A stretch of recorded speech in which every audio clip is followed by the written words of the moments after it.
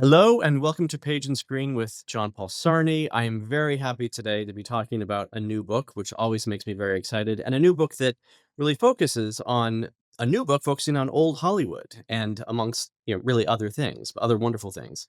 Brian Castleberry is the author of Nine Shiny Objects, and his newest novel is The Californians, which is available in bookshops from the 11th of March. So, Brian, welcome to the program. Thanks so much, John Paul. It's a pleasure to meet you. Glad to be here.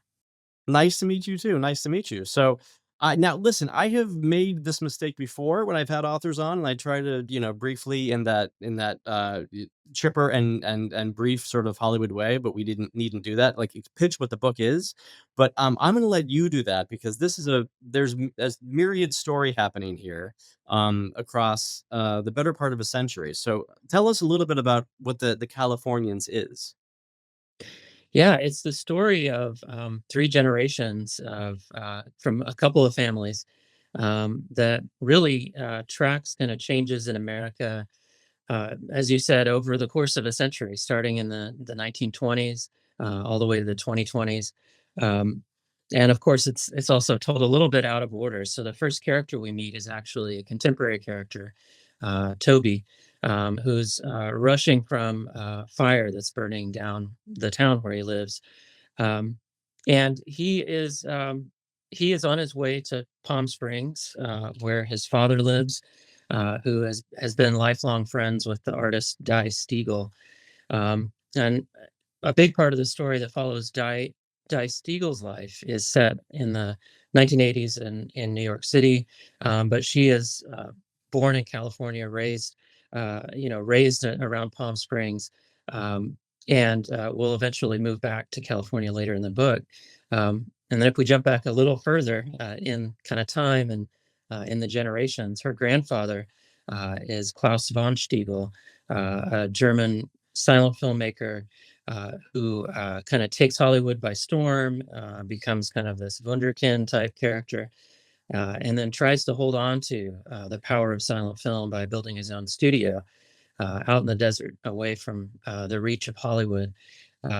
And eventually kind of goes dark for a while, but then will return in early television and again create his own studio, make a celebrated TV show that I kind of think of as like Columbo meets Twin Peaks in a way in the 1960s. And so the book kind of, yeah, it goes in a lot of different directions as it progresses through kind of the development of these families, their various complications and hangups. Um, but it's also a real, as we were talking about off mic before we started, it's kind of a love letter to California, really kind of at its heart. Absolutely. Well, I think it's so well done and such a beautiful story, but it does come from all these different angles and all these different characters. So when you begin a book like this, does it start from, did you imagine one of these characters or one of these places? Because the settings are also vastly different and they collide in an amazing kaleidoscopic way. But do you begin all at once or does it start from one particular place? Yeah, that's great. That's a great question because this one particularly, it really started on Klaus. I initially actually even thought for a while that it was only Klaus's story, and I imagined a novel that was mostly going to be set in the 1920s. I'm really into old Hollywood. I'm into silent film, and I really I'm kind of enamored by the amount of cultural and aesthetic change that took place in this, really short period of time in early Hollywood. Um, and so I started with Klaus and really, focused on him. And at some point I had this kind of aha moment in um, 2021, I guess, when I really got serious about the book, really kind of settled in on it as like, okay, this is the project I'm working on. Um, the image of his granddaughter just kinda came to mind, and I imagined him in his old age being visited by, this child at the time, and kind of handing down in a way his, love for art, his belief in, an artistic pursuit as kind of a purpose in life, and and that just got me going. I was, from then I was like, well, who is this Diane? Now I suddenly want to write about her and kind of her life. And it's somewhere pretty early on in that process of thinking, okay, maybe this is two different characters. Um, then I started thinking about, right now, um, and the fire season in California, as as it is now, um, and the various things that had kind of changed in a more big picture way about how we look at the arts, what kind of privilege is associated with art, like who gets to make art now versus back then, and Toby kind of came out of that, was formed out of that. And then once I had these 3 characters, I still didn't know a whole lot about them, but they started to fill out. And so those relationships of like, well, how is Toby connected to Diane? And, why is Diane, meeting her grandfather in his old age? And so the connection started to build in, and then all the rest of the flesh started to kind of fill in between their stories. But it was kind of a piece by piece thing. I will say that they were kind of these series of ahas, like, it didn't really become a book in my mind fully until I had all 3 of them and was able to start figuring out, okay, how are they connected? How do we get from point A to point B to point C? Um, but yeah, it's that kind of process of just kind of playing around, I guess, until they kinda surface. Well, as you said, you begin at the end. So you begin with Toby and this moment in California. And I think that as people read this book in California, there's going to be a bit of a trigger happening now because it is I wasn't quite expecting it when I started reading the book because it is also so very real. And for people who are in Southern California, it is a fact of life. It's every year, a couple times. I have a home. I live between Europe and Altadena, and Altadena is now everyone knows where it is. And a couple times we've had to sort of pack up the car, but this time it was, as everyone knows, the entire town was evacuated and many homes burnt, and thankfully ours we were spared. But it's an amazing kind of thing, and it really does open like it's a bit of like an action movie, where they're trying to escape actual flames and all the things that people go through of helping one another. So are you, as you get ready for this book to come out, are you ready for this reaction, because it's going to be a little bit different than it would have been had the book come out maybe a year prior? Yeah, I'm glad you, mentioned that. Yeah, I mean, I guess Toby's experience, grew from my, yeah, sense of horror and fear about, the fires, and then this year's, experience in LA, yeah, just made it so much more, um, horrifying and real, even for somebody who right now lives so far away, and I did set out to try to capture that. um, I'm glad you kind of describe it as a little bit of kind of an action flick opening. I was, really trying to capture that sense of just overall terror and rush that, as you described, like Toby, initially is desperate to get his cat, and he, has to run home to get the cat, and then of course meets Mr. Mikado, one of the first, uh, other characters that we meet along the way.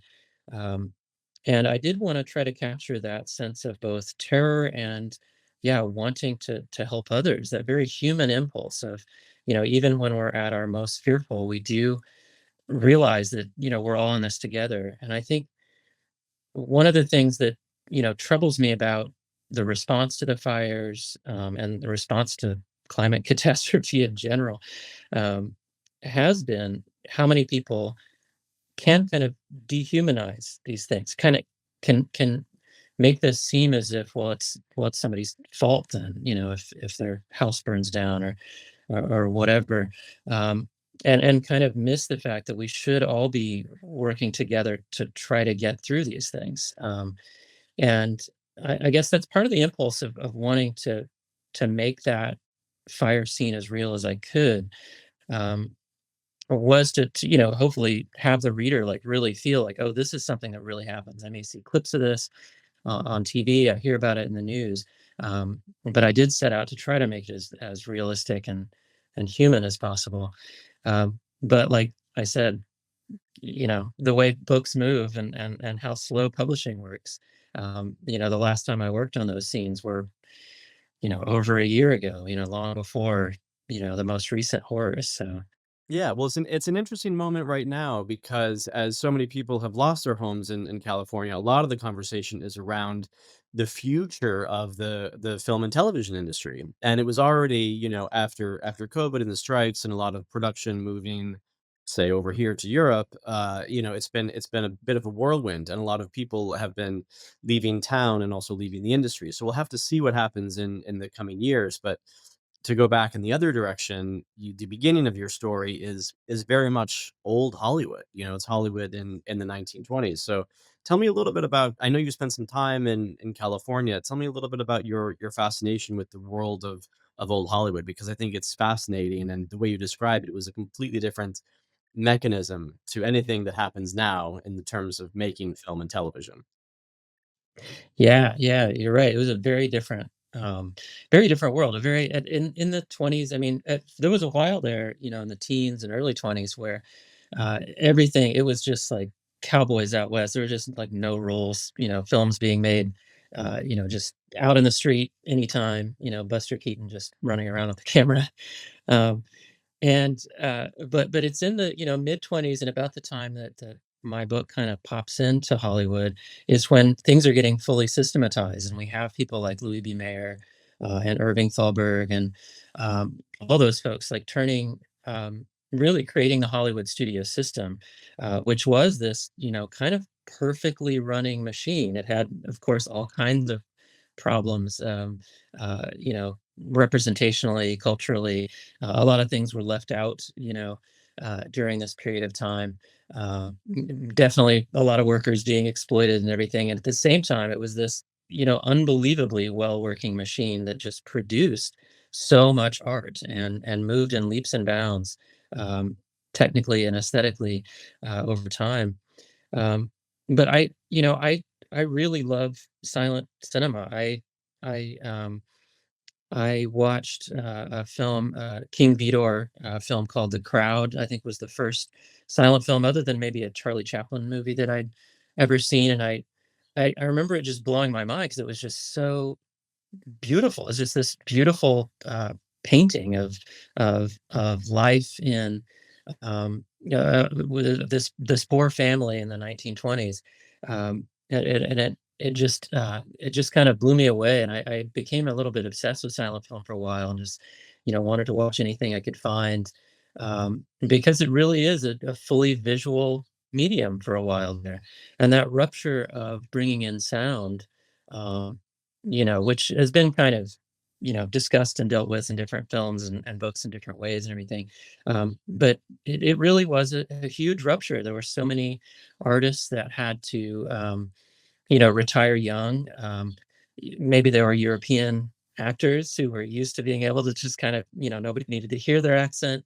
Um, but that there were also they had to create a whole different style of acting, for silent film that was suddenly, unusable with sound and the realism of sound. And so all of that push and pull has been interesting to me for a while.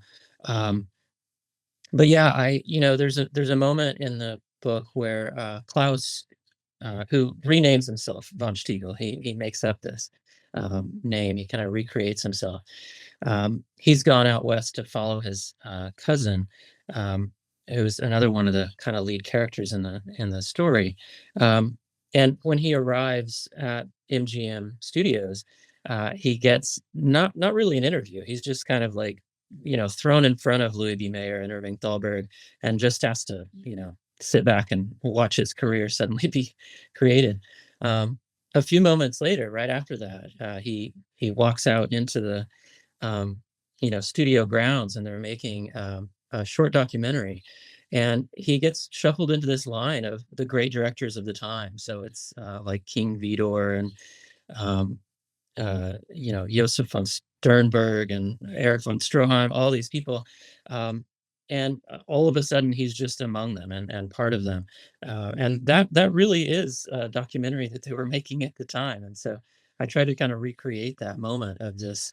kind of rogues gallery of like the most important film directors of that period, a lot of whom had their work, taken away by the studio, recut, reshaped, because they, weren't given the kind of full freedom they used to have. Um, but I just love uh, early Hollywood, early sound Hollywood too. But yeah, And how did you go about, the research of all that? Do you, because you have a great, a few couple pages there where you're listing off all of these silent films, these sort of classic films. I mean, did you really do a deep dive into watching the films? Did you read the biographies on, people like Mayer and other characters? How deep did you go in your research? I did read a lot of biographies about.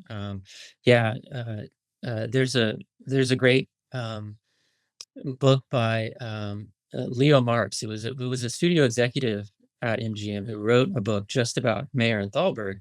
That it's relatively old. I want to say it's like 50 plus years old, and it's a little bit dishy. It's a little bit like here's some behind the scenes kind of dirt about stuff, but it also is like here's how this machine actually ran. Here's what these personalities were really like. It's a great book that helped me a lot in understanding kind of the world at the time. There's another Josef von Sternberg, who is a big influence on my creation of von Stiegel. He has a similar kind of story, at least at the beginning of his career. He wrote his own autobiography called "Fun in a Chinese Laundry." That's the title is taken from a silent comedy that he watched when he was a kid, and that too helped me a lot. But I read a lot about the studio system. I teach at William Mary over here in Virginia, and I occasionally will teach film classes. I'm really a creative writing teacher, but I kind of use that as a way to help me research too. I would just propose a class, like, what if I teach a class on the transition to early sound film? And well, if it gets approved and students sign up, then I better rush and learn everything I can possibly. So it kind of forced myself to do that kind of research. Um, some of the time, though, the research was really superficial. Like there are moments where, the young Klaus is, as you mentioned, kind of obsessively going to the movies all the time. A lot of these movies are lost. I mean, 80% or so of silent films are lost completely. They were made of flammable material. They weren't taken care of very well. You know, this wasn't a time when home video was a thing or streaming. And so a lot of this material is just lost entirely. And so trying to capture like, well, what's a weekend of going to the movies like for a young Klaus? Some of that really was just, yeah, Googling and figuring out like what were the hot movies for, that summer or whatever. And to find out, we'll never see most of them, but yeah, to be able to list them as like, oh, these are the ones that he would have seen, he would have rushed to. Um, so yeah, it's kind of at both levels. There's like very superficial levels and those much deeper kind of obsessive levels of research. Well, and Hollywood has done, I loved all the film and television shows that delve into this world. I mean, one of the Downton Abbey movies, did this about, one of the first actresses dealing with, having her voice heard on screen. And then television series, I think it was Amazon did The Last Tycoon with Matt Bomer, which was really well done. And then Hail Caesar, which was the Coen brothers. So all of those, it's a fascinating world. And again, when there were really no rules, and you have a character in this who was just basically handed everything on day one. It's that wonderful immigrant story of he's just come off the boat, and he hustles a little bit and he's able to get the meeting, and they say, okay, here you are, here's your budget, here's your script, off you go. And so it's an amazing, especially as someone who works in the Hollywood system, where it now takes about 5 years to get anything close to a green light. It's remarkable, and it's very nostalgic to look at. But it's an amazing part of the story. But it was the larger book obviously is about that American century, and you describe it as the ever unfolding disaster called the 21st century. So can you talk a little bit about that, and your idea of, because things, as you said earlier, things changed so quickly, and there are these sort of huge movements, and as people come and go, obviously it's not a spoiler that over 100 years in the book, not all the characters are going to survive that time span. So people will come and go, and it's a changing of the guard.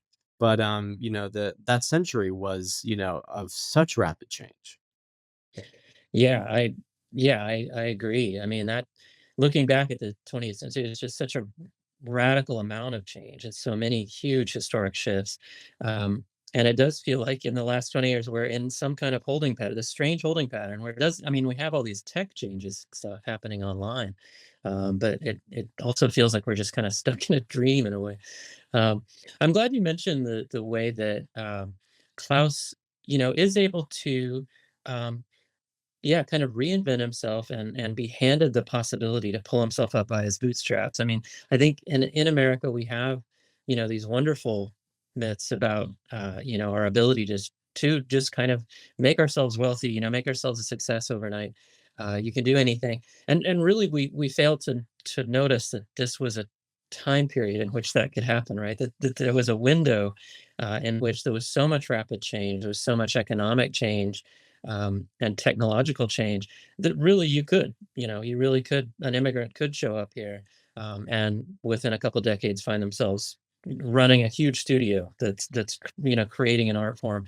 Um, and that's not really something everybody can do uh, anymore, and especially over time. And one of the things that one of my motivations in the book was to map that change, to see how Klaus is able to kind of, pull himself up by his bootstraps, get away with anything for a while, and Di, his granddaughter, um, faces different challenges, completely different economic challenges, and she even, in order to really succeed and survive in the art world, certainly it's her art that makes her, well known, and is, of value and all that.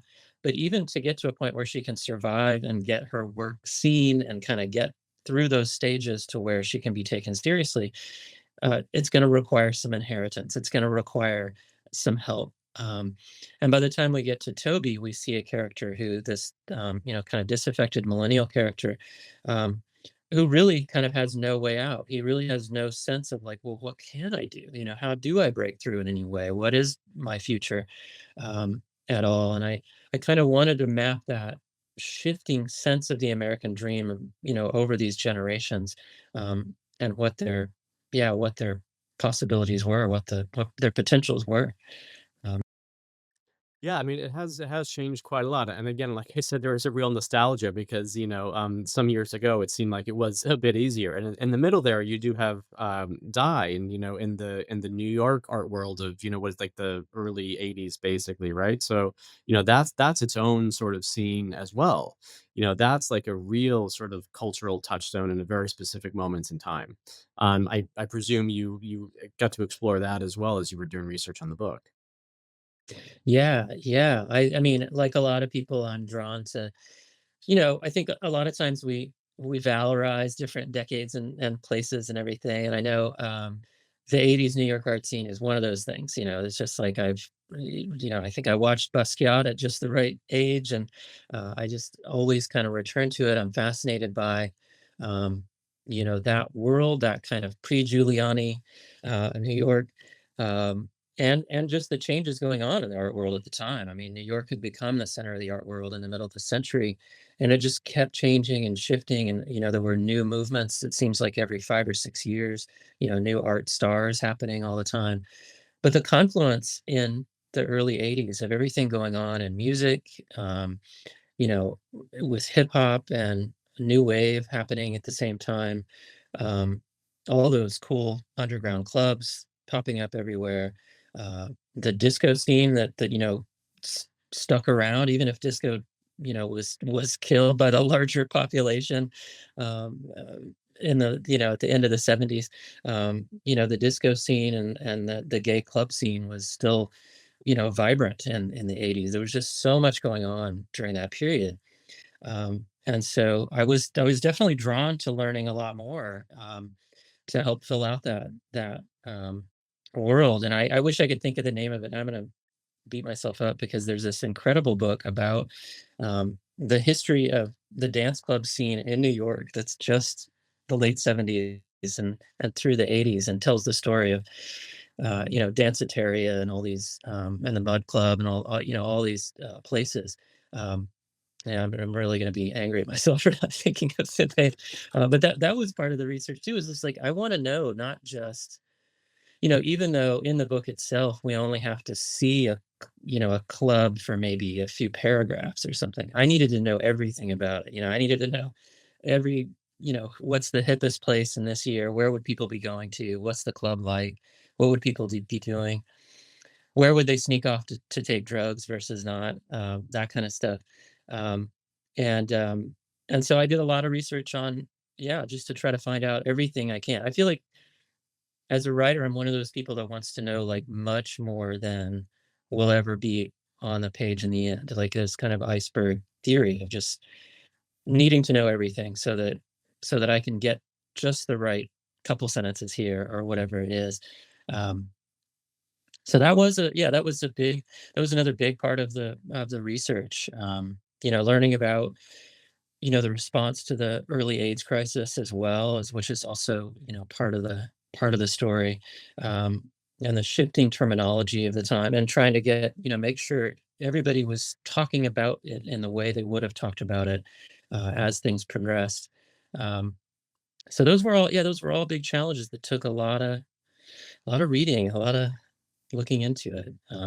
Well, it's remarkable. I mean, the cultural wallpaper of it all, and the vernacular, and all of the characters are just so well drawn. So, I mean, congratulations! It's an amazing book. It's an amazing novel. So I'm very excited for people to get their hands on it. I wanted to ask you though, before I have to let you go, if people want to buy in your neck of the woods, find a nice little independent bookshop where they can come pick this up when it comes out on the 11th of March, or anything else. Is there an independent bookstore that you like to send people to when they're in your area? Yeah, in Richmond, I would definitely, folks should go to Shelf Life Books or Fountain Books, depending on what side of town they're on. Both really great stores. Um, yeah, absolutely. And then it's available everywhere too. So Excellent, very good. Well, Brian Castleberry, thank you so much for spending some time with me today. Really appreciate it. Again, it's a wonderful book, and I'm excited for people to check it out. The book is called The Californians, and we will talk to you soon. thanks so much. Thanks for having me. Thanks.